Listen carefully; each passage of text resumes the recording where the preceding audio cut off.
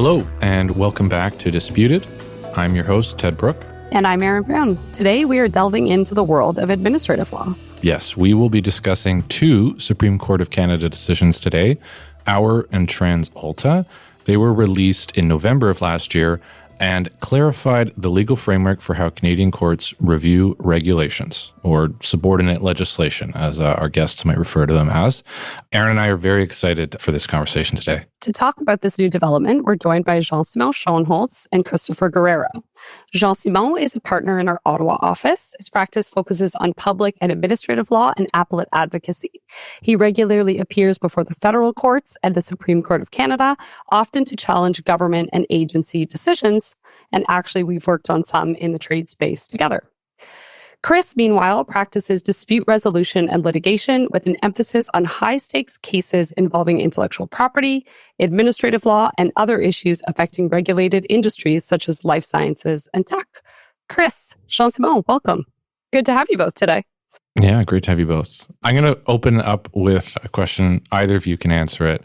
Why should our listeners be interested in these two decisions? They came out November last year. It's the Supreme Court of Canada, sure, but like all those decisions from the Supreme Court are important. Why should listeners be caring about these two? Well, fundamentally, our society relies on a lot of regulations to run. And as our clients know, a lot of those regulations affect them. The predominant approach now to, regulating how business functions and how our life functions is too complex to be in kind of broad, the legislation. And so now legislation is typically kind of a broad framework, but that then gets filled out by much more detailed regulations. So many of our clients are significantly impacted by those. Chris? Well, that's exactly right. And the reason why these decisions in particular are so significant is because they tell us how the courts are going to approach situations where there's a dispute about whether or not regulations are authorized. And there's a lot of interest in this because it goes not only to issues of democratic accountability, and that's a big topic right now in Canada and elsewhere in the world, but also to very practical business issues around what businesses can be compelled to do, what businesses can be prevented from doing, the advantages that businesses may or may not be able to access under regulatory schemes, and the recourse that they can have through the court system to challenge decisions that they find are problematic. The other aspect I would note is this is maybe one of the few instances you talk about all the Supreme Court decisions are important. This is actually one where the Supreme Court decides to change its approach, which is kind of rare. Often it changes its approach kind of slowly without necessarily saying what it's doing, but here it's actually telling us we're changing course. And so what was that course change? Just very, very high level teaser for everyone listening. Well, the previous approach to challenging regulations was a very, very high threshold, which is kind of colloquially referred to as hyperdeference. And the Supreme Court decides to move away from that here. Okay, so we're going to unpack some pretty complicated concepts and cases. So before we get into the details of these decisions, let's just sort of set the stage. So we're talking about challenging regulations, which is different than challenging an act. So just kind of set the stage for us on that distinction and what these cases are really getting at. Sure. So you can envision sort of a hierarchy of authority. Right up at the top in Canada, we've got a constitution, and all law needs to be consistent with the constitution. Beneath the Constitution, we have legislation passed by Parliament at the federal level and by legislatures in the provinces and territories. And then beneath that, we have what's known as subordinate or delegated legislation. That includes regulations, decisions by governors and council, decisions by boards and tribunals in some cases that take the form of regulations or orders. There's really an incredible diversity of decision-making that happens at that next level down below legislation. And what we're concerned with here is the approach to reviewing whether or not all of that delegated decision-making, if it takes the form of a regulation or a rule, is consistent with the enabling legislation or not. And I'm using the word consistent advisedly here because that's one that we will, to borrow your phrase, have to unpack. In a way, a lot of the times when you challenge a government decision, it's something that looks like a court decision, right? It's, a tribunal, a human rights tribunal decision or a competition tribunal decision. And then on the other end of the spectrum, you have, a constitutional challenge to a law, right? Under the charter or federalism issue. And this is in between. And so it's really interesting to see how the court deals with decisions that are in between a law and a administrative decision. I suspect that impacts a lot of day-to-day aspects operations for companies, right? Like a lot turns on this kind of level of the regulation, right? Absolutely. Chris can probably talk about kind of the life sciences space, but I mean, Aaron, as we've dealt with, when it comes to, food and health and safety around food and CBSA regulations and the transportation industry, there's, these are all highly regulated spaces. And so the validity of those regulations is really important for our clients. Yeah, and really kind of practical from a day-to-day standpoint. So when we're talking about regulations, we're talking about those legal rules, right, that are under a statute. Someone is introducing them. And the question, I take it, that was addressed in Auer and TransAlta relates to how strict should a court be when they're evaluating those regulations that are introduced by the authorities who have been delegated that power by the statute. Is that fair? Mm-hmm. That's fair. And so just to give us a sense, who are the authorities making these regulations, the subordinated legislation, right? Like what is the cast of characters that are we encountering? The range is incredibly broad. One of the most common sources of delegated legislation is governors and council, which is a fancy way of saying cabinet. So these are decisions that are made by the core members of legislatures throughout the country, often implementing government policy under enabling legislation that may or may not have been passed by that government. It doesn't particularly matter. But a lot of formal regulation making happens at that level. We also have a large number of administrative boards and tribunals in Canada that deal with everything from economic regulation to child and family matters, as we see in one of the cases. It's an incredibly wide range, as I say, and many of them are empowered to make things that look like rules or regulations with greater and lesser degrees of formality. And so in that second group, unelected but often specialized individuals who are making rules or regulations for a particular industry or a particular type of legal framework. Exactly. And one of the questions that comes up in the series of cases recently dealing with this is how much should it matter whether or not these people are elected, how close they are to the executive, how close they are to the legislators themselves. And the answer, as it turns out, is it doesn't matter at all. That is where we land. Interesting. So, but before we get to that landing point, JS, is there anything else that we should keep in mind about regulations, how they're implemented, how they function before we kind of get into the case law? Well, just the broad scope. I mean, to reiterate, and it's not only governor and council, but the individual ministers often have regulation making power. As Chris said, various tribunals and boards often have power to adopt guidelines and bylaws that will be binding on the parties. And then even trickling down to the local kind of municipal level, the authority to adopt bylaws in effect works in much the same way. And that was, again, to go back to Chris's point, part of the debate here. Are we going to treat regulations that have been adopted by the governor and council the same way as municipal bylaws? And are they going to be reviewed in the same way, or is the approach different? Okay, so we sort of set the stage of what regulations are. So now let's move into the two cases. I understand that Auer and TransAlta reflect a change in approach by the Supreme Court of Canada when it comes to regulations. So can you explain where we were before? So how did courts previously approach regulatory challenges? So the approach was from a decision of 2013 from the Supreme Court called Cats.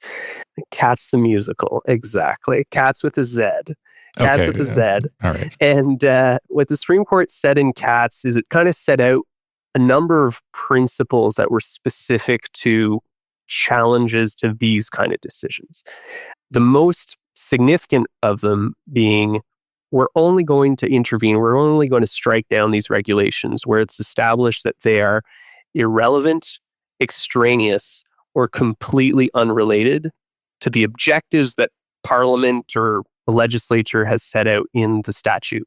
I think I understand why you were calling this the hyper-deferential standard before. Hyper-deferential, exactly. So Jace, like if you have a telecommunication statute and then the minister is using it to implement regulations to the railways or something, right? It's like it had to be completely different. Like totally out of left field. These super extreme cases. And not only is that the high bar, but it also means that how is a court going to review these it's close enough. Like it's, it's in the ballpark. It's in the same subject matter. We're good. What was the philosophy behind so much deference, Chris? The philosophy was that at its core, we were going to defer to the expertise of people who had been entrusted by legislators to make important technical decisions, usually at a very operational level. And there was a feeling that courts didn't have a monopoly on interpreting the law when the law strayed into this very technical space. Courts were not necessarily better situated than these people, whomever they were, the decision makers, to weigh in on these very technical, detailed operational issues. And that courts especially should be wary if the consequence of wading in would be to pronounce on or interfere with a policy setting function that unquestionably resides with those decision makers. Because we do have a rule, and this rule persists, that the courts are not to get involved in the policy dimensions of regulation making. They're supposed to be focused on legality. So those ideas were expressed in many different forms by a lot of different people, but they all come back to a core concept that courts need to stay in their lane and recognize that there are others who are better situated in policy-intensive and often, as I said, very technical areas to take the lead in interpreting legislation and applying it.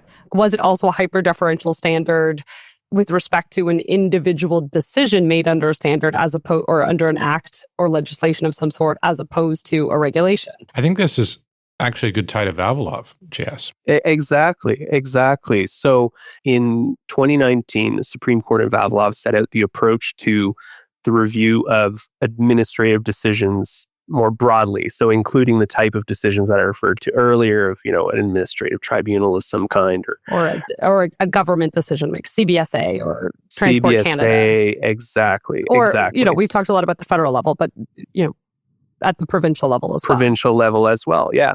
And the standard there is deferential. So, and what we mean by that is simply like, we're going to pay attention to what the decision maker did, and the court's not just going to jump in and say, well, this is what I think is right.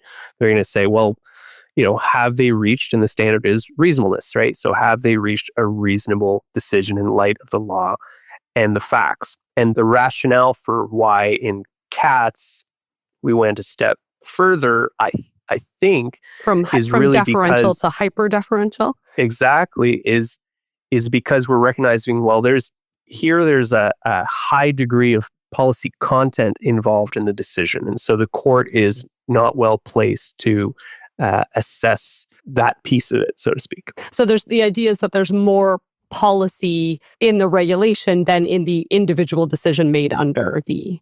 Exactly. But just to clarify, when we talk about Katz, we're talking about 2013. So before this Vavilov case, which, set the standard for how courts are going to review administrative decisions under statutes, right? So I feel like this is now leading to the lead up of TransAlta and Auer. But before we get there, because I get asked this a lot by clients, reasonableness. Like, what does it mean? Like what are the hallmarks of what makes something reasonable in the world of a Vavilov approach to thinking about this standard of review? So that's a really good question, and it's the one that Vavilov seeks to answer. I'm going to take one step back to get you to that answer, though, and say that Katz case we were talking about arose at a time when, because we were very interested in the identity of the decision maker, we were very interested in whether the decision looked more like a decision a court makes, sort of adjudicative, or more like a policy setting executive decision. We actually had a lot of different standards of review. And at one point, it wasn't even just the hyper-deferential standard and reasonableness. We had another kind of standard of review that was a more extreme form of reasonableness. There were many, many nuances.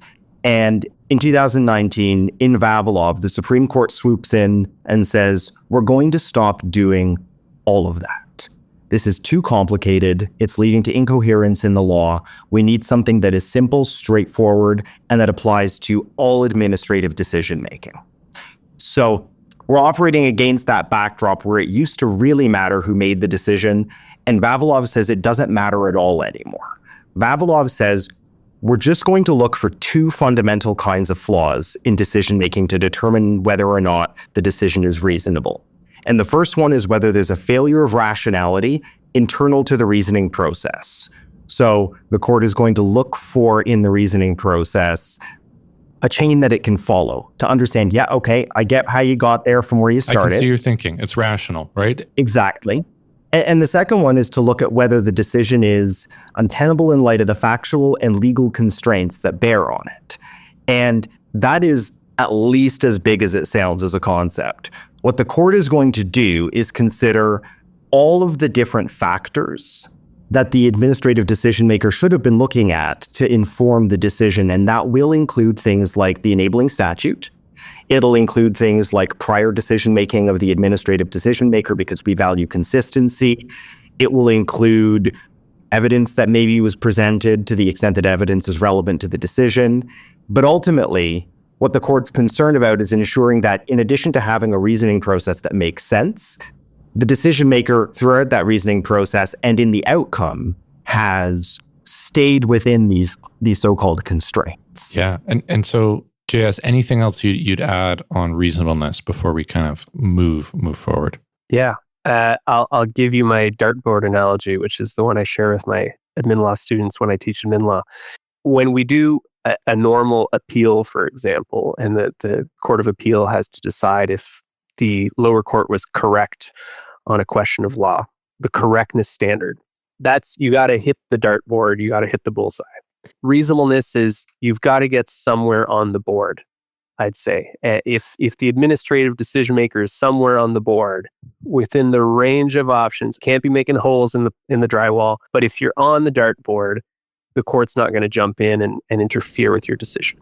Sorry, I'll add one more point on that, which is there are situations where there's only one option available to the decision maker. It's not to suggest that the dartboard is enormous or that it's very small. It really varies from case to case depending on the constraints. And sometimes the constraints are so unavoidable that the decision maker really only has one option available. Now, that's not usually the case when we're talking about delegated decision making in the sort of regulation and related spaces. Those are typically quite discretionary decisions. And what we're focused on is whether or not the discretion was exercised within the boundaries of the authority granted by Parliament. Okay, so to summarize where we are, so we had CATS, which applied a hyper-deferential standard to challenging regulations. Then we had like a really complicated, overlapping, kind of depends, like lawyers' favorite things, right? Like it depends what standard of multiple different standards would apply in respect of individual decision-making pre-Vavilov. Then along comes Vavilov. We get rid of all of that with respect to individual decision-making and go to a reasonableness standard. But does Vavilov cover regulations? That is the question. That is the question the court deals with in Auer and TransAlta. And so, but, that's 5 years after Vavilov. So fill us in sort of what happened after Vavilov with respect to regulations, but before we get this clarification in TransAlta and Auer that we're going to talk about.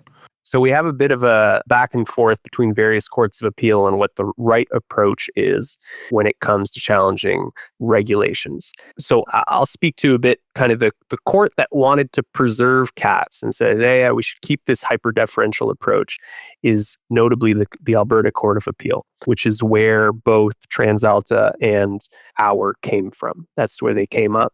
And what the Alberta Court of Appeal basically said is, we recognize these decisions are unique, particularly when it's the governor and council that's making regulations that's so close to the legislative power that the courts really shouldn't be getting involved there, right? Division of powers, we need to maintain that. And so the courts shouldn't be jumping in. And we think that CATS and the, hyper-deferential standard still remains. But did the Supreme Court just not refer to Katz and Vavilov? Were they truly looking at the tea leaves here, or was the Alberta Court of Appeal saying, we don't agree with the Supreme Court? Sort of like, how is this position evolving? So Katz is not directly addressed as to whether it's still good law in Vavilov. It was an open question. Chris can describe that some of the other courts, notably the Federal Court of Appeal, took a different approach. Okay, so Chris, this is getting juicy. What did the Federal Court of Appeal do?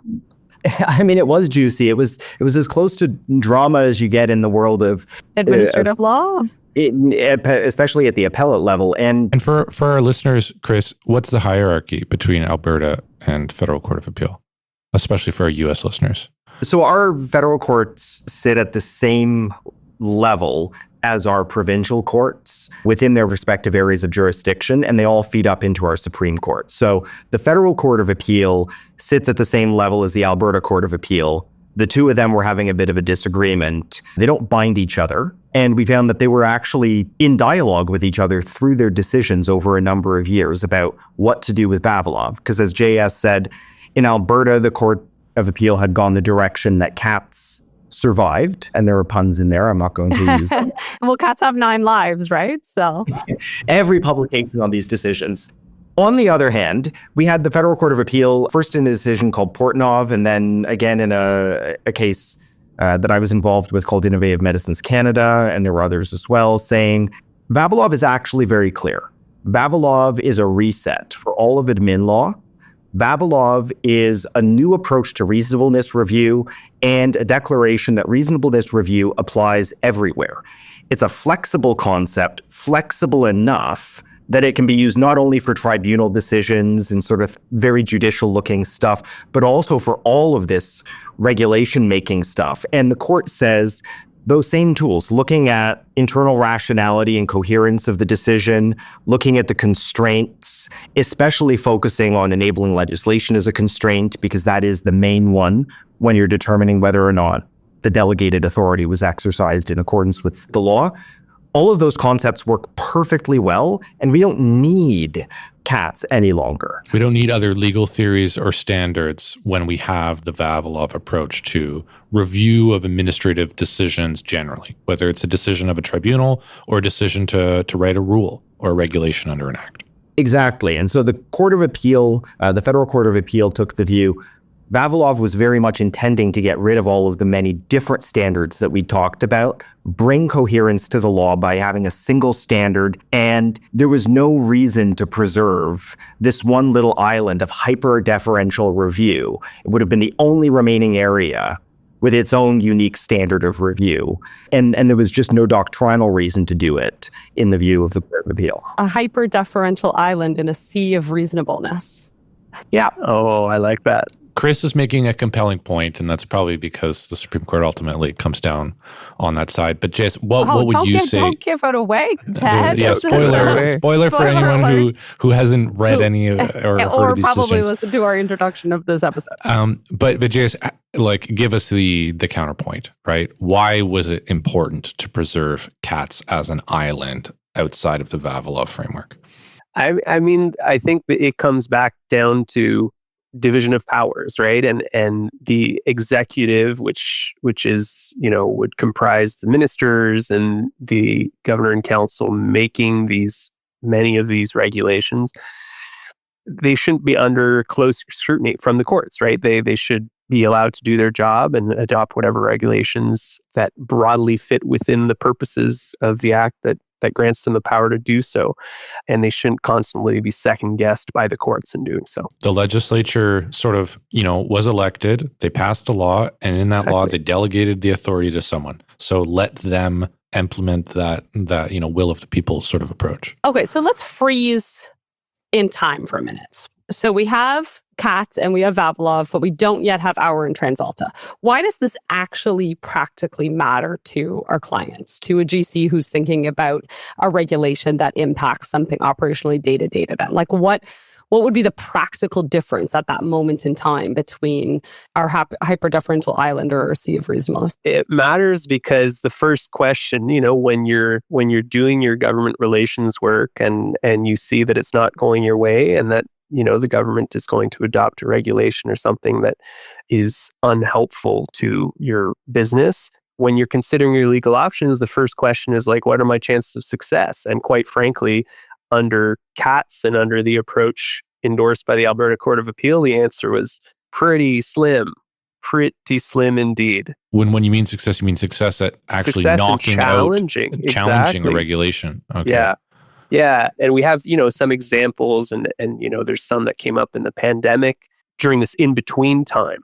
And the court just kind of goes, if we apply CATS, there's nothing much for us to look at here. There's not much scrutiny for us to give to these decisions. We may disagree with what the government is doing with that rule or subordinate piece of legislation, but it's not really our place, right? Exactly. And to use your analogy from earlier, instead of having to actually hit the dartboard, you just had to hit the wall that the dartboard is on somewhere and sort of be in the general direction that the dart was being thrown, but not too close to the mark. And would Vavilov really change that? I mean, Chris, like you're still talking about reasonableness. There's still lots of room on the dartboard, but there's still a difference. It is a massive difference because under the CATS hyperdeferential standard, you were really looking for the type of mistakes that don't get made all that often. It's really rare that you're going to have something as extreme as accidentally regulating occupational health and safety in the context of a statute about, pharmaceuticals. And that would be very improper. The court would definitely have intervened under CATS in that situation. The court would also intervene if the government had acted, or whomever the decision maker was, for an ulterior or improper purpose. But that is really, really difficult to prove for evidentiary reasons as well as for practical ones. So under Vavilov, although we're still interested in being deferential within the scope of what's reasonable, we take a very serious look at this constellation of constraints. And again, chief among them is always the enabling statute in these challenges. So the court is going to look at whatever act gave our decision maker authority. The court is going to read it to understand what it allows and how the decision maker interpreted it to authorize them. And that is going to establish the size and the shape of our dartboard. JS, I keep thinking about the line in the case that you and I worked on together, which was not a case challenging regulations, but under kind of the general Vavilov reasonableness, where the federal court said the administrative decision maker does not have a hall pass. They don't have a hall pass to do whatever they want, right? They still it's that idea of even if they're sort of in the right direction of the wall, they need to get onto the dartboard. They need to have a coherent, they need to have looked at all of the relevant information. They needed to have carried that rationality and that logic to their decision and actually brought, reasonableness to bear on their decision. And what we've seen in Vavilov, is that the court does demand more scrutiny, closer scrutiny of administrative decisions writ large. That the word, it's kind of silly to say, but the word robust is used in Vavilov and now in Auer and TransAlta, but truly it's reflective of kind of the new post-Vavilov approach to this. The courts have a duty to ensure, yes, that the decision is reasonable, but the scrutiny involved in that it's a robust standard that the court kind of takes seriously. I want to get to TransAlta and Auer now, right? We've been talking about it for a little bit. What were the facts that gave rise to these cases that ultimately made their ways to the Alberta Court of Appeal and then both ended up at the Supreme Court at about the same time? So maybe, Chris, do you want to tell us about one of them, and JS, you can tell us about the other? Sure. So I'll talk a bit about TransAlta, the gist of which is that the government in Alberta entered into agreements with respect to coal power plants. And the agreements provided that they were going to be retired somewhat earlier than they otherwise might have been, and that the Alberta government would pay reasonably large amounts of money to the people with whom they were making these agreements to compensate them for the fact that their assets were going to be less valuable than they otherwise would be. So against that backdrop, a decision is made within the guidelines, and their binding guidelines, that are used to assess property taxes. And the decision is those who entered into these agreements will not be able to claim the depreciation associated with the earlier obsolescence of their properties. And TransAlta challenged this, saying, you've discriminated unlawfully under this regulation by singling me out and saying I can't claim this depreciation even though I'm experiencing it. And there's a loss associated with that. But the argument was that this discrimination wasn't authorized under the enabling statute that permitted these depreciation guidelines to be promulgated. So it goes up to the court on the question of whether or not they could discriminate in this way or not. Whether that regulation saying you're not going to get those tax benefits for this new stranded asset, whether it's a production plant or facility that you have sort of agreed to phase out. And the question is, can we discriminate in this regulation? A similar thing in Auer, or was it different altogether, JS? It's a completely different context, and none of us are family lawyers, but this is in the family context. So it's that the case is Auer and Auer. So we have a husband and wife, and under the Divorce Act, Federal Divorce Act, there's child support guidelines with respect to how child support is supposed to be determined in those cases. And Mr. Auer's complaint or his challenge to those guidelines was that he alleged that they ended up such that the parent that was required to pay child support ended up contributing more than the parent who was receiving child support in a way that was not authorized by the Divorce Act. So completely different circumstances, and it highlights, what we were talking about earlier, which is that these really affect people and corporations across the board on all kinds of different issues. Okay, so the moment of truth, drum roll. Where does the SCC land on this? So the Supreme Court says, Vavilov governs, we don't need cats anymore with respect to this island of hyperdeference. It says there's no rationale to preserve that. It's not necessary in order to ensure that the rule of law is observed. We think we can do this all under the Vavilov framework, and that's in fact what we intended when we rendered that decision. Now, that's not to suggest that cats is completely thrown away. I had a feeling. I had a feeling. Yeah. The plot thickens. I think the most problematic piece of cats, which is that irrelevant, extraneous, completely unrelated language, that the court explicitly says we're not doing that anymore. That hyper-deferential standard is gone. What we do keep, however, is the court saying, but that doesn't mean we're going to start questioning policy, right? Which I think is, maintaining that division of powers, maintaining that respect for the democratic will and all that. We're not going to inquire into the policy questions, but we can certainly, as courts, consider the reasonableness as to whether the regulation in question, does it fall within the authority contemplated by the regulation. Okay, so there were aspects of cats. There were parts of the reasons from cats that we're actually going to keep because they made sense even within the Vavilov world. And the most important one is, and most controversial as well, I should say, is a presumption that regulations are valid. And what does that mean? So it's got two parts. And the first is not really news. It's that there's a burden on the person challenging to substantiate their challenge. So you don't walk into the court, say, I've got a problem with this regulation, and it says, cool, okay, I'm on your side. Tell me more. The government has to prove that it's valid. So exactly. If you think that this is discriminatory or if you think that it's unfair, you're the one who needs to show it, not the government. Yeah, so the idea that the person challenging an instrument has the burden is not unique to this setting, and it doesn't really tell us much to say it's there. It is important, obviously, to know if you're mounting a challenge. The second piece is a little bit trickier. And the second piece is this.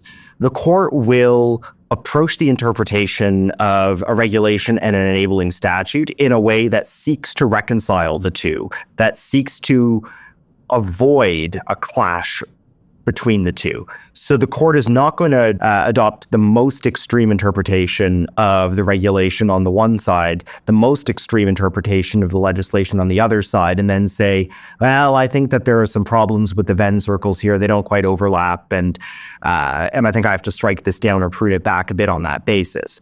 The court's going to try and reconcile the two as much as possible before it steps in and says, you've overstepped. I want to just kind of pull out and look at this question broadly. The concept of Chevron deference in the U.S. has been a hot topic in recent years. And judicial oversight of administrative decisions in the U.S. really important. How does TransAlta and Auer compare to what is the current law in the U.S. and maybe what some of our clients would be more familiar with? So broadly speaking, very broadly, and then we can zoom in. Broadly speaking, both courts have kind of moved in the same direction, which is to say we're going to more carefully scrutinize decisions that are made by these administrative bodies. And so that's the trend in both countries. The difference is that in the US, they've gone one step further, and on questions of the interpretation of the statute, courts are going to have the final say. So that's the correctness approach that's hitting the bullseye. In Canada, that's not where we're at. We're at Vavilov reasonableness, but now we've moved everything to Vavilov reasonableness, which I said, has to be robust, a robust examination. So both countries becoming maybe more stringent in the review, but Canada is starting from such a more deferential beginning point that move still keeps the sort of Supreme Court's current word on reviewing regulations a much, more government friendly approach. Chris, is that fair to say? You're tilting your head. You're disagreeing with me. So I want you to correct me here. Yeah. I'm not sure you can say it's more government friendly because the review process under Vavilov is quite searching. The court's not going to weigh policy decision making. It's not going to look at whether or not a regulation is a good idea, whether or not it's a particularly effective way of doing what the government wants to do. But the reasonableness framework gives the court an enormous amount of power to look at the chain of reasoning that led to a decision and to call out irregularities, irrationalities, and other things. And that's a fundamentally different paradigm from the correctness paradigm that's being used in the US to review decisions on questions of law, including the interpretation of statutes. Because there, what the court's doing is sort of a clean slate, fresh start. We call it de novo review in sort of legal terms. The court doesn't really worry too much about what the administrative decision maker thought on the way to its decision. It just interprets the instruments on its own using the usual judicial toolkit and then compares them using its conclusions. So we do have that correctness standard of review in Canada as well, only where it's specified by statute and in a couple of other circumstances, including sort of cases with constitutional dimensions and things that aren't relevant for today's purposes. But by and large, we're on this reasonableness paradigm that, to bring it back, true, it doesn't let the court do a fresh start and impose its own view, but it does let the court call out irrational decision-making in a way that wouldn't necessarily be the case in a pure correctness paradigm. So they are quite different and could lead to quite different results depending on the facts of a given case. Okay, so before we sort of come back to the key takeaways here, we've talked about this whole last decade or so of case law, from Katz to Vavilov to Auer and TransAlta. What's next? What's the next frontier? If you had to get out your crystal ball, what do you see as sort of the next steps in the case law, or how things may develop, or issues that may be challenged next? So Auer and TransAlta address the broad question of how do you challenge, regulations and what's the standard, but there's still a lot that's going to need to be kind of filled in there. And we have a couple hints at that in the reasons in TransAlta and Auer.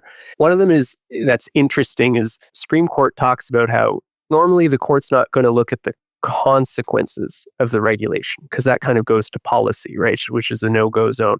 But it says one of the questions we can ask, and how consequences may become relevant, is actually, we can ask ourselves, was the regulator allowed to regulate in a way that would produce these consequences, right? And so kind of adjacent to the policy question, but relating directly to, does the regulator have authority to do what it did? And so I think that's going to be an interesting question to see, how do the courts actually approach that? What kind of evidence do they admit on questions of impacts? And so that'll be one of the interesting issues to follow. Yeah, I agree completely. And questions of evidence more broadly are going to be interesting in this space because there's not just the downstream effect question that JS highlighted. There's also the upstream reasoning process question. And in sort of quasi-judicial administrative decision-making, you usually get a decision that comes along with detailed reasons explaining how the outcome was reached. So that's straightforward enough. You can read that and understand it or not understand it as the case may be. But you don't always get reasons at all with regulation making. You would rarely get reasons, right? It's just, this is the regulation. Here you go. Yeah. Like, here's the announcement. So how do you actually know where the dartboard is? So like how do you know what they've decided is rational or logical? And that's sort of the question. And sometimes you'll get what's known as a regulatory impact analysis statement. It's a document that's published alongside with regulations. When they're promulgated in sort of the most official way, they go into a thing called the Canada Gazette or gazettes that are published by the provinces. And there's a process around that. So you'll have some summary of what they're intended to do and maybe the process by which the decision was reached in there, but not with the same level of methodical reasoning that you would get in a more judicial type decision. What you don't typically get is anything behind the scenes. Often the documents that you would want to see as evidence of a reasoning process are going to be cabinet privileged or subject to other forms of confidentiality that prevent them from being disclosed. There are some interesting questions around where exceptions should or should not exist on that. But I think a central problem now that Vavilov and TransAlta and Auer have directed us to focus on the reasoning process is, well, we have to know what that was. So the court said, even if there are no reasons, we can make some inferences from context and figure that out. But as litigators who represent clients regularly in this space, and generally whose clients aren't happy about the reasoning process, that's why we've been hired, we're really interested in getting access to that information because we now think the Supreme Court is saying, this is important, this is relevant. We need to know how these decisions were reached because that's going to form part of our analysis. I totally agree. And there's another kind of further piece of this that's related, which is another area I think we're going next, which is what evidence can you lead to challenge a regulation? The general rule when it comes to a normal, so to say, administrative decision is only what was before the decision maker can be put before the court. So, I have a complaint before the Human Rights Tribunal. Whatever I file there.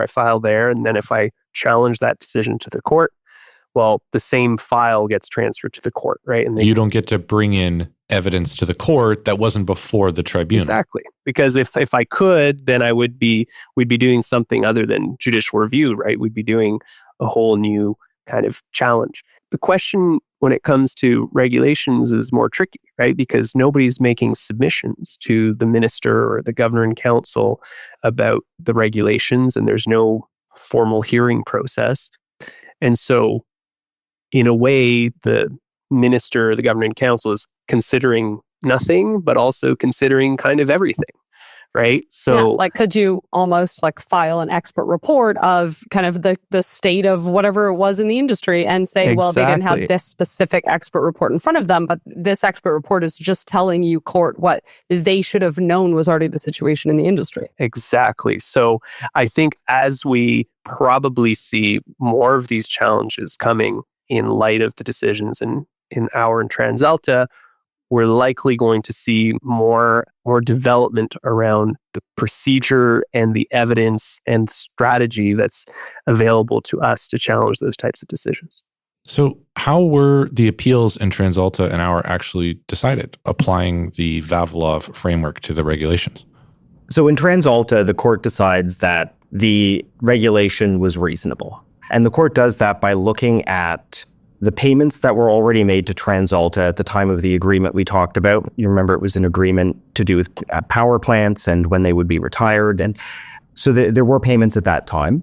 And the court then looked at the measure in the regulation denying the ability to claim depreciation in respect to those agreements and essentially concluded that the matter had already been addressed up front with the agreements.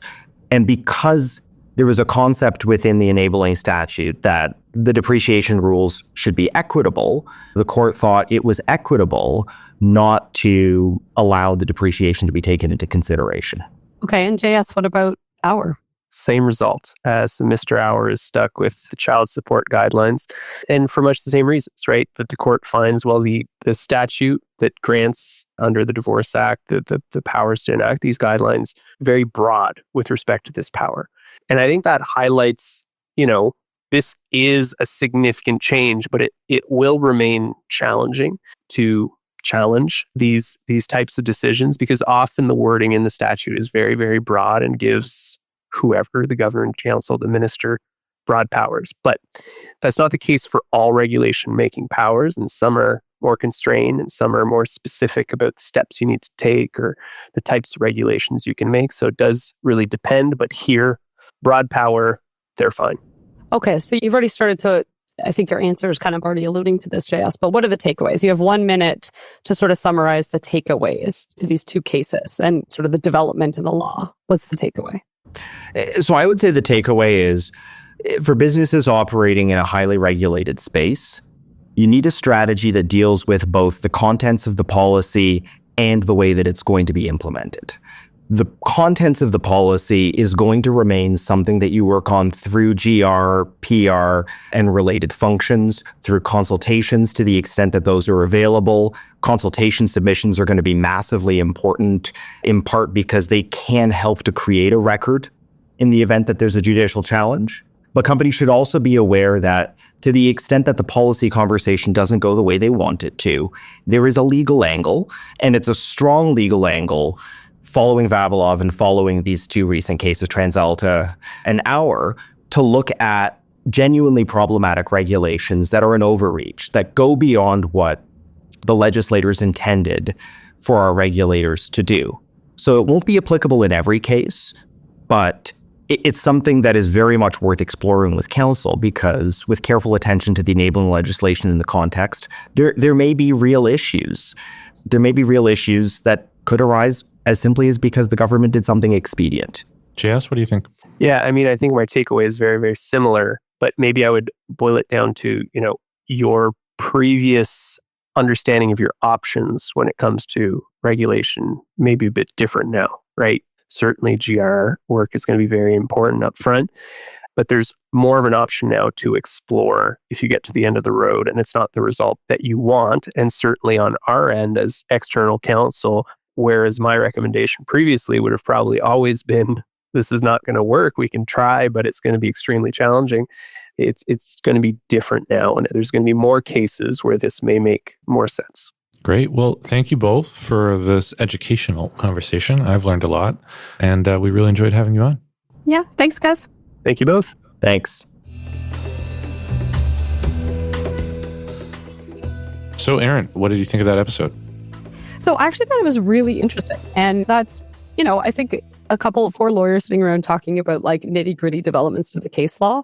I thought it was actually, more interesting than you might think. I liked it. It was was like back to our roots. We got to go into like a deep technical legal issue for an episode. It was fun. Yeah, we haven't done that in a while, but it's one that really, you realize when you think about it, how many like regulations touch every single aspect of our day-to-day life, both our day-to-day lives as individuals and also the lives or the businesses of corporations, right? Our clients deal with regulations and, as JS said, everything from transport to import-export laws to, I can't even name all of the different things there would be regulations healthcare, about. Insurance. It just goes I suspect on and on. Securities. So, really important, I think, fundamental shift in the law.